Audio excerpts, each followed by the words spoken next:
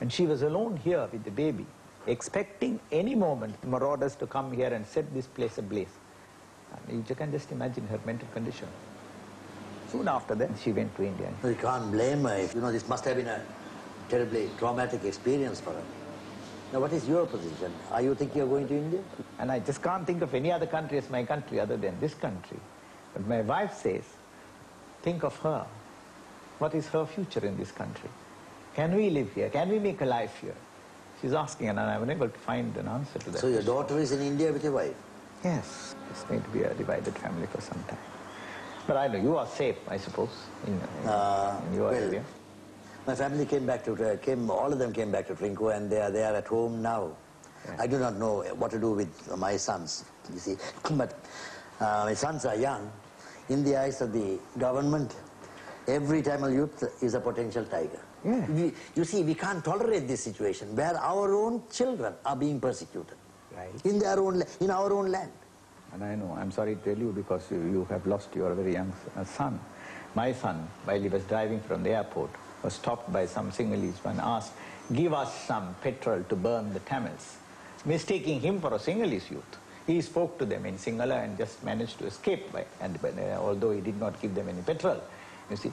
But where a Tamil youth is all the time suspected and haunted and hounded by the powers that be, where do you think you can bring about a reconciliation? I don't know now.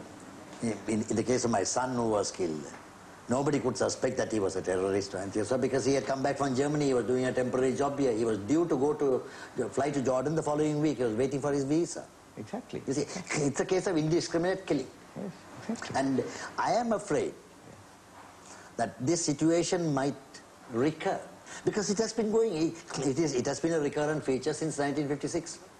If it does recur, if we in Britain read in the papers of troubles here, these are the faces to remember. These are the helpless families who have no politics, but suffer for other people's politics and prejudices. Last summer, hundreds of plantation workers' line rooms, the miserable accommodation that they have, were burned to the ground. They fled into the jungle in their thousands.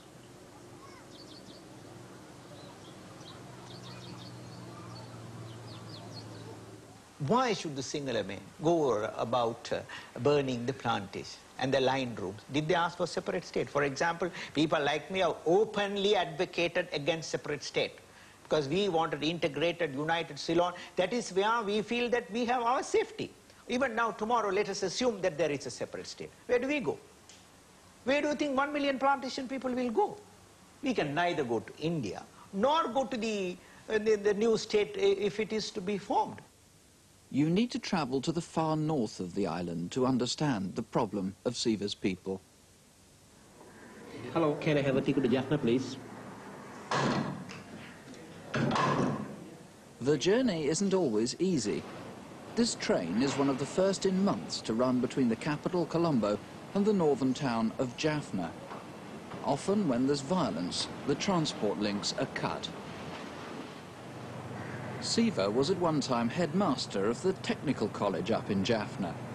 It's some time since he's visited the north, but now he's travelling to address the Ceylon Tamil Teachers Congress.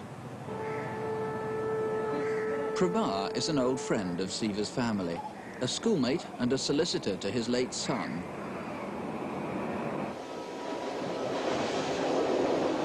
Like Siva, Prabha lost almost everything in the Troubles. He was almost killed, like Siva's son.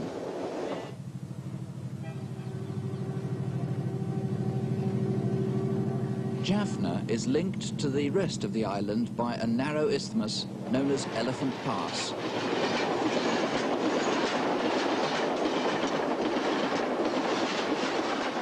Once you enter the peninsula, you're in a different, and for these young Sinhalese soldiers, a dangerous world. For this is Tamil territory, and Sri Lanka's standing army of 11,000 soldiers are overwhelmingly Sinhalese. At any one time, at least 2,000 of them are stationed in the Jaffna Peninsula. This sabotaged and burnt-out train is an eerie sign that Jaffna is the home of the Tamil tigers.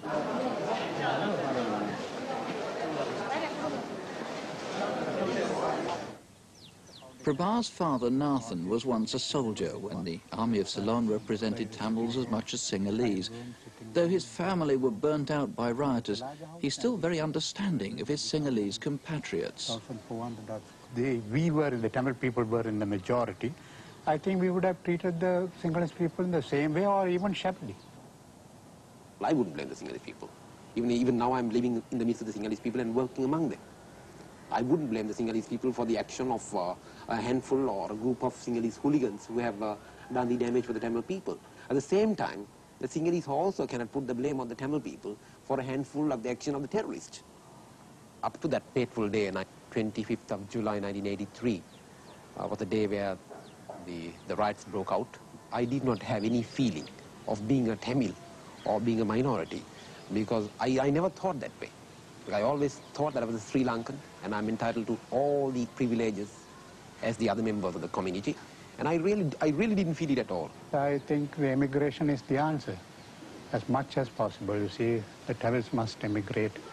I mean, I can just quote what my brother wrote to me today. I received a letter today from England saying that in time to come, eventually, slowly but surely, you Tamil people will have to emigrate. They'll find their homes everywhere.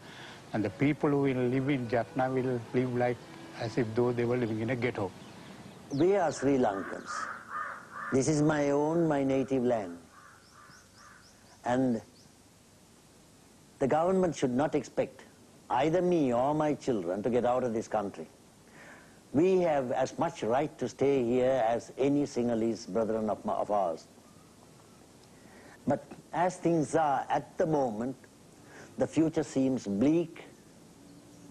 I am not in a position to say exactly what we can do, but there is a possibility of reconciliation as between these two communities if we can only get our politicians to keep their mouths shut for some time. Because every politician, whether he be a Tamil or a Sinhala politician, has used the cry of language, the cry of race, the cry of religion in order to win votes and get into parliament. That's the fundamental problem. When I was working in Jaffna, I used to go to the public library fairly regularly. I was shocked when I saw the library this time when I came in, because such a beautiful place had been just burned down.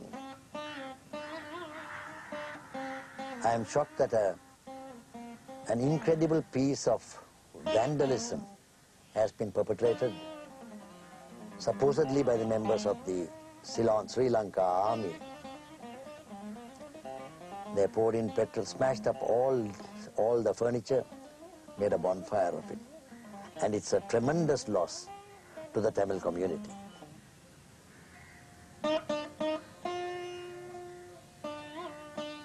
It's very unfortunate that the Sri Lanka army, which ought to be a national army, has now in effect turned out to be only a tribal force looking after the interest of one section of the community.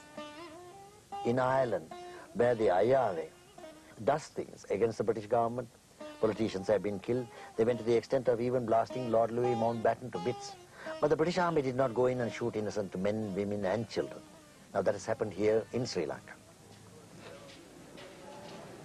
The army deny that they burned down the library at Jaffna, but there's no dispute that on several occasions members of the armed services have gone on the rampage, looting, burning and killing in reprisal raids. There have been no court-martials, no public inquiries, no systematic investigations.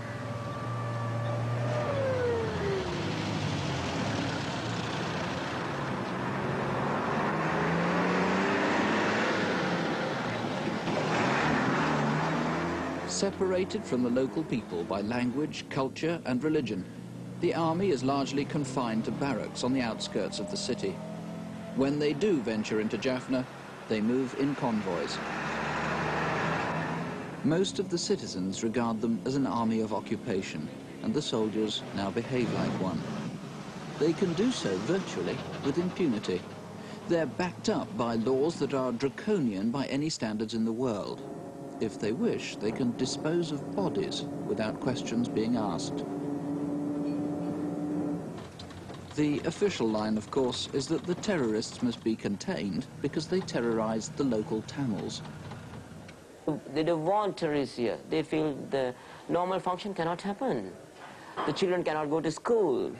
The business cannot function. Some insane boy comes and say, okay, please close your shops. They cannot function their routine life. But military have to come here to crack them down and give them the life back, what it is. But we are not in occupation, we are friends. I feel now they are much friendly, and sometimes girls smiling at us, children waving at us. It's coming back. But there may be fear. The community is such. They have little fear on the army. In fact, the local Tamil population has every reason to fear the army. After the ambush that launched last year's violence in the south, the soldiers retaliated by murdering 51 civilians in Jaffna. At least another 50, and some say 200, have been beaten, shot or burned to death since then. Before these massacres, it was widely acknowledged that all the guerrilla groups together could muster only a few hundred active and militant supporters. Now it's said that they have 5,000 men at their disposal, and, whatever their numbers, they make their presence felt now in the city.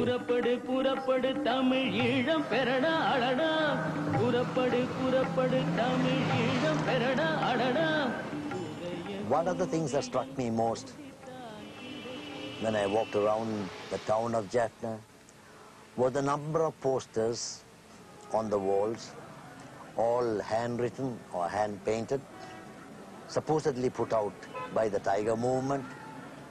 TELO stands for Tamil Elam Liberation Organization, one of the guerrilla groups.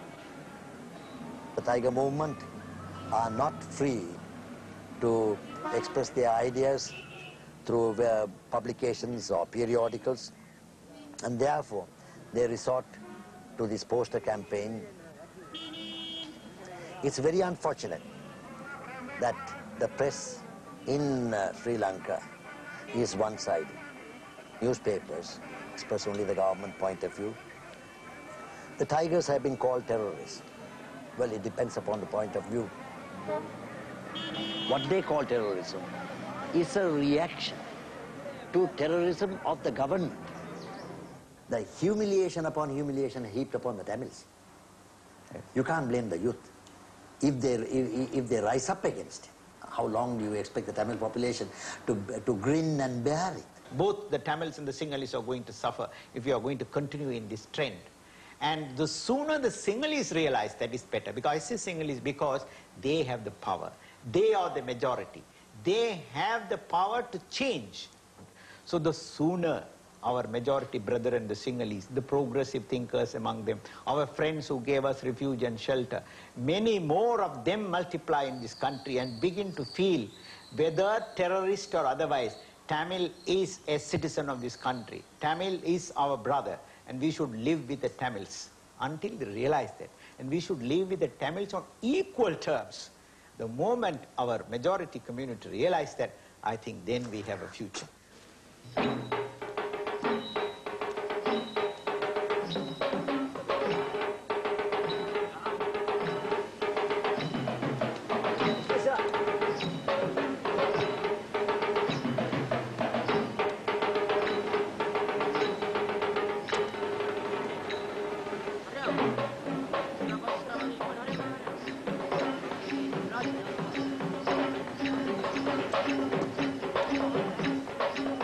Since these pictures were filmed, there have been more attacks by Tamil Tigers, and again the army has struck back, killing Tamil civilians. As one Tamil politician put it, we could turn out to be the Lebanon of Asia. Unless the government can somehow find a political solution, then Sivas people, both Tamil and Sinhalese, seem on the verge of tragedy.